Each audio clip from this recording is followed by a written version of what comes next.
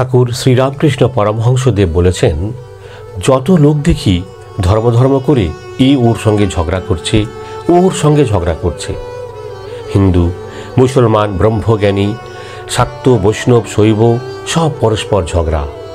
এ বুদ্ধি নাই যে যাকে কৃষ্ণ বলছো তাকেই শিব, তাকেই আদ্যাশক্তি বলা হয়, তাকেই যিশু, তাকেই আল্লাহ বলা হয়। এক রাম, তার হাজার নাম। বস্তু এক, কিন্তু নাম আলাদা। সকলেই একই জিনিসকে চাচ্ছে, তবে আলাদা জায়গা, আলাদা পাত্র, আলাদা নাম। একটা পুকুরে অনেকগুলি ঘাট আছে। হিন্দুরা এক ঘাট থেকে জল নিচ্ছে কলসি করে, বলছে জল। মুসলমানরা আর এক ঘাটে জল নিচ্ছে চামড়ার ডোলে করে, তারা বলছে পানি। খ্রিস্টানরা আর এক ঘাটে জল নিচ্ছে জাগে করে, তারা বলছে ওয়াটার।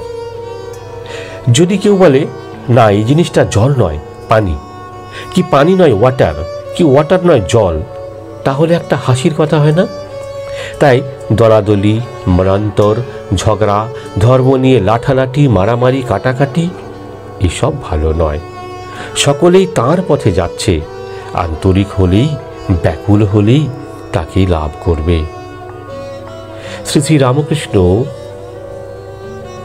কথামৃত চ্যানেলটিকে সাবস্ক্রাইব করে রাখুন।